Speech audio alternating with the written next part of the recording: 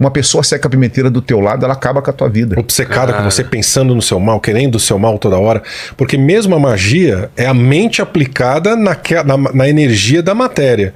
Tudo é energia. Tudo. Se tudo é energia, você pode ser afetado pelo campo energético, seja da pessoa, seja de um espírito, ou o que a gente chama de endereço vibratório. O que é isso? O endereço vibratório tanto pode ser uma magia, como você deu, que ele chamou de feitiço, uma macumba, que é feito mesmo, às vezes, muitas das vezes, com energia vital, com sangue, ou às vezes apenas um campo energético com uma vela lá, mas quando você levanta qualquer tipo de magia, às vezes uma maçã amarrada para amarrar um homem, uma maçã amarrada lá com o nome do cara. Simpatiazinha. Sabe a simpatia? Tá. E isso realmente vai estabelecer Isso. Mas por que acontece? Exato. Por que essas coisas? Só porque acontece? Porque o magiador ou a pessoa, o mediador que está fazendo a magia tem um campo energético e você está suscetível a entrar naquela energia. Porque se você tiver com uma vibração alta, não acontece.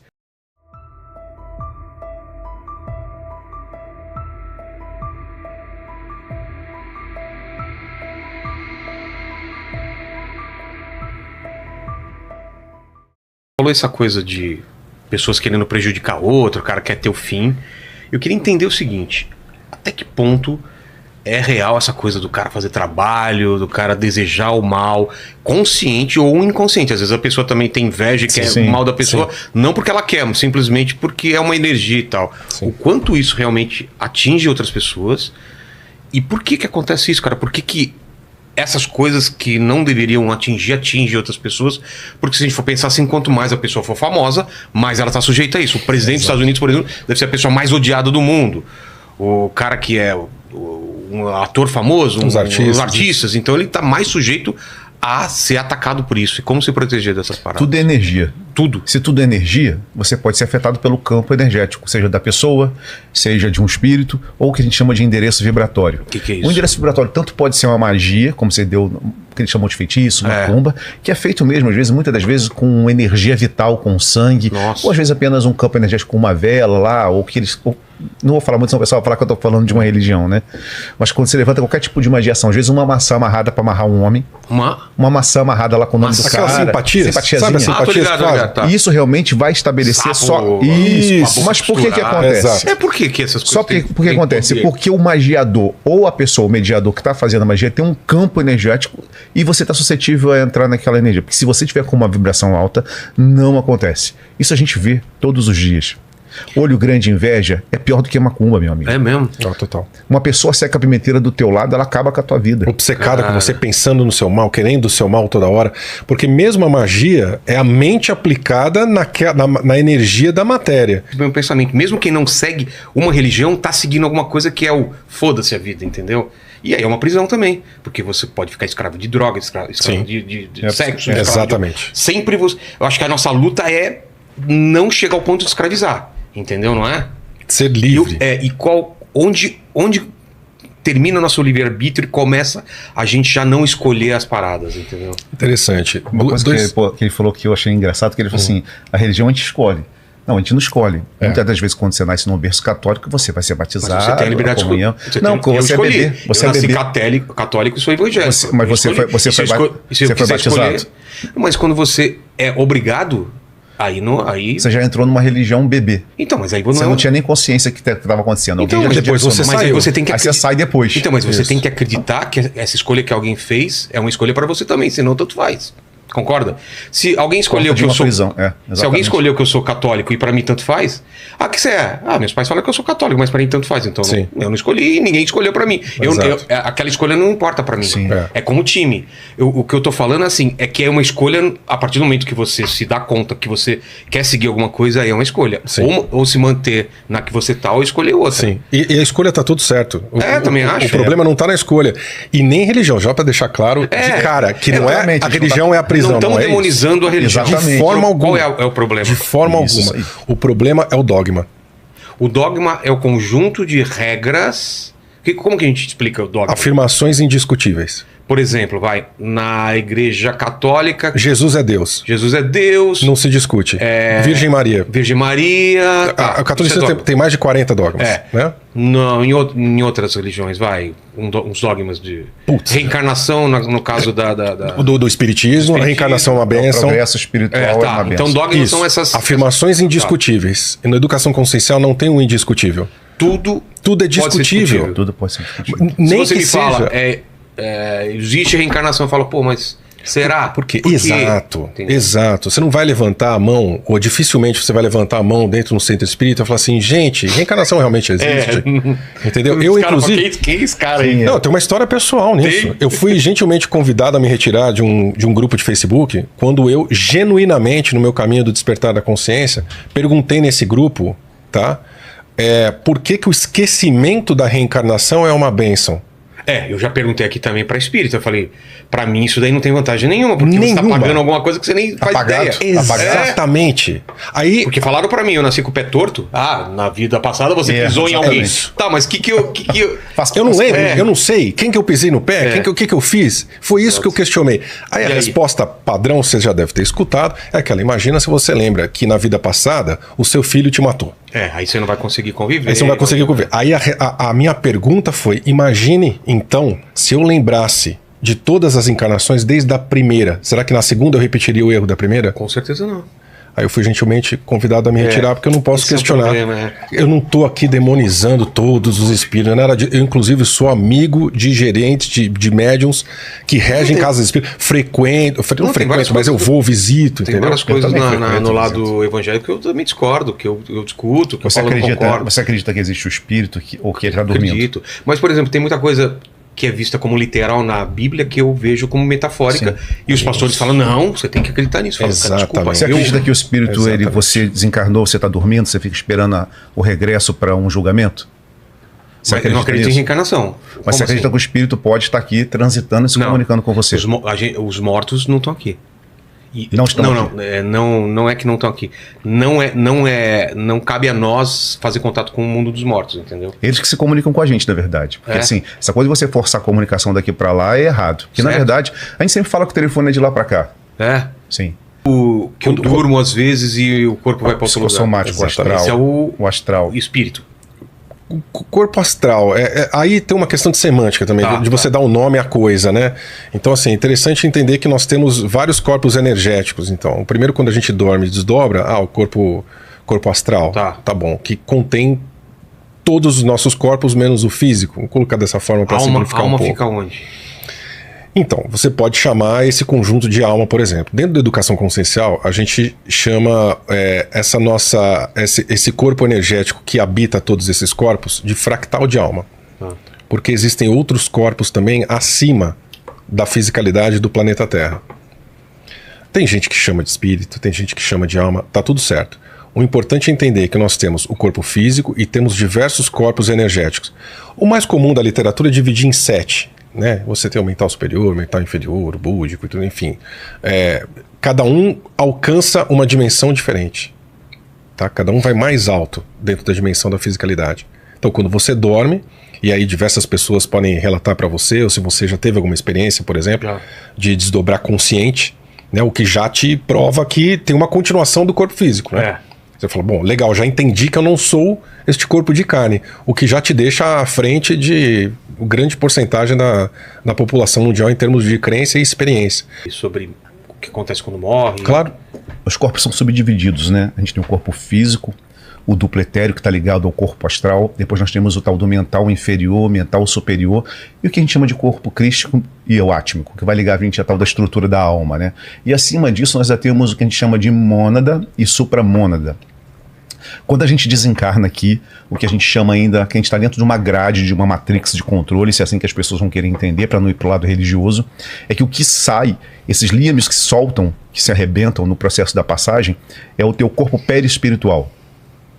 E ele permanece com as mesmas características, vicissitudes, tudo que você viveu aqui continua do outro lado. Não é porque a pessoa saiu daqui que ela se torna anjo, santo, ou está no céu. Não, você fica... Muitos estão nesse processo da erraticidade, como eu acabei de descrever aqui, e alguns até vão para algumas casas de passagem ou colônias locais que são preparados para essa transição dessas entidades, que entra na tal da roda encarnatória, a roda de Sansara, né? Mas essa divisão é assim, o perispiritual está lá fora. Ele pode também ter o mesmo processo de degradação com o corpo físico. Se fica muito tempo e não entende os processos da reencarnação, por conta da energia telúrica da Terra. Então, quando a pessoa desencarna, normalmente, Todo mundo acha que fala, não, tá em espírito, tá no céu, tá dormindo. Não. Existe um processo, você continua, a vida continua normalmente. Tem tudo que tem aqui, tem até mais, até em tecnologia e tudo. O que a gente chama no mundo astral, na 5ª dimensão. A pessoa continua tendo uma vida em outro lugar parecida com essa. Você continua com as mesmas vicissitudes se você não tiver doutrina do que você fez. Se você tinha vício em álcool, meu amigo, você vai procurar os guetos para poder beber com aquele encarnado que está bebendo. Mas para mim, eu vou saber que eu morri ou não? Muitas das vezes, alguma erraticidade não consegue saber logo de imediato. Eu vou achar o quê? Muito difícil. Depende da sua crença. Mas eu vou procurar as pessoas que você fica tentando falar, igual essa moça fica tentando falar. Exatamente. E aí vai falar, como assim? Porque como você, uma pessoa, não você, tá? Não acredita na continuidade, a partir do momento que você desencarna, para você, se você realmente tivesse morrido, teria acabado. Ou você teria ido para um céu, você teria ido para um julgamento, alguma coisa. Você não foi. E você vai continuar na sua casa, vendo as pessoas fazendo a mesma coisa. Tipo o Sexto Sentido lá? Exato. Tipo o Sexto Sentido. Exatamente. Você imagina que é uma morte... Que ele continua vivendo, tentando conversar. E ninguém fala com ele, a esposa não fala com ele vai dormir, ela acha que tá brigada. Uma morte por acidente, uma morte por uma doença. Assassinato, né? Assassinato. Sim. Às vezes a pessoa sai atrás do bandido correndo, parece que é muito louco isso, e nem percebeu que o corpo ficou. E quando ela tenta voltar para casa, que estranho, ninguém tá falando comigo. Exatamente. 90% das pessoas que morrem não sabem que morreram. Caramba. Tá, por causa da questão de realmente da crença, de tudo que foi ensinado a vida inteira. E quando que dá o estalo? Isso varia de pessoa para pessoa. Pode demorar alguns dias, dependendo da sua clareza. Meses ou muitos anos. Não, centenas ou milhares de anos. Nossa. Nunca ouviu falar, por exemplo, que você vai visitar algum lugar histórico, por exemplo, na Europa, de milênios e tudo mais. E, nossa, aqui tem alma penada. Aqui não tem... Aquela família está fazendo a mesma coisa. A sua primeira pergunta aqui do podcast. Aquela família está fazendo a mesma coisa há centenas ou milhares de anos. Fazendo aquele jantar sem parar, porque não sabe que ajuda eles a acordar? Amigos. Ou que eles chamam de mentores, né? Você acha que não está falando com você, entendeu? Então é bem complicado mesmo, se não tivesse os amparadores, né? Mas também tem umas armadilhas aí lá na frente dos amparadores, que nem todo mundo é legalzinho do lado, aí a pessoa aqui. Se liga que morreu, e aí o que acontece? E aí começa a pedir essas ajudas. Isso. Aí ela tende a fazer o quê? Para continuar, né? Para onde eu vou? A primeira confusão, imagine. Nossa, agora eu morri, o que acontece? O que está acontecendo? Essa pessoa, sei lá, numa casa dessa família aí tá há séculos e de repente se dá conta. Exatamente. Isso. Tem aquele filme também, a Ghost Story, não sei se você viu, cara, que o cara fica várias gerações numa mesma casa. Exatamente. Tem os outros também. Os outros estranhos também. Mas aí, quem que vai levar essa pessoa a reencarnar ou a ir para outro lugar? Assim? Como o problema todo é que para a pessoa ver essa entidade do outro lado, ela tem que estar no estado vibracional o mais próximo possível para poder escutar o chamado. Aquele negócio que o pessoal fala quando morre vê uma luz e não sei o que, isso... Né? Isso pode acontecer sim. Isso é você chegando a outro plano ou não? Isso é o tal da passagem onde você vai para as casas de amparo, colônia, porque tem uma equipe ali te auxiliando, porque você já está preparado. Você sempre foi preparado, estudou para isso. Quando a gente é preparado, não existe vida após a morte. Você sai e você realmente fica no estado de suspensão. Você chega a dormir mesmo. Sim. O que eles acreditam que estão dormindo, mas estão ali. Eles são resgatados. Alguns ficam em locais assim bem complicados. Ou até no próprio corpo. São enterrados junto com o seu corpo, ou são cremados junto com o seu corpo. E infelizmente podem sentir a mesma dor da putrefação ou da cremação nesse processo. Caramba! Sente dor, sente prazer. Pode sentir. Sente desejo que você tinha. O que o pessoal fala que tem espíritos ou pessoas mortas que ficam se alimentando de droga, de sexo e tal, então, nesses lugares mais... Conta das vicissitudes que ele já tinha na vida, ele não mudou nada. Ele consegue sentir isso ainda mesmo morto? Só que ele não sente como a gente, ele precisa se aproximar de um encarnado para obsediar. Essa obsessão, ela passa a consumir tudo aquilo que o outro está fazendo, seja no sexo, na droga, qualquer tipo de exacerbação que seja da tua mente emocional. Se Mas você ele induz paixão, a pessoa a fazer mais aquilo induz também. Ainda mais. Você vê pessoas mudando e, vamos dizer, a gente vê casos, eu já fui batizado igual você, que eu já fui também da igreja. Você vê casos que as pessoas vão falar assim, está possuído por um demônio.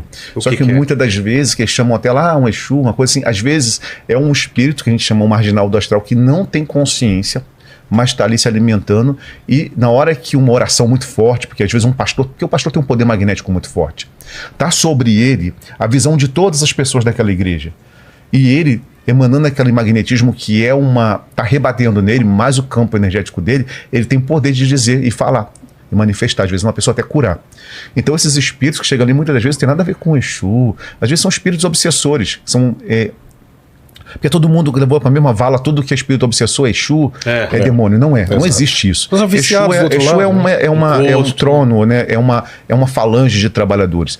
Os eguns ou os marginais do astral, esses espíritos que acabam obsediando uma casa, uma pessoa, eles são espíritos perdidos. Muitos não sabem nem que estão desencarnados, mas ficam ali. E olha só que louco. A erraticidade fazem com que eles repitam a mesma cena milhares de vezes. Se ele desencarnou correndo atrás de um bandido, ele fica repetindo aquilo na mente dele e chega a ser doente. Prisão consciencial. E ninguém bebe sozinho, ninguém fuma sozinho.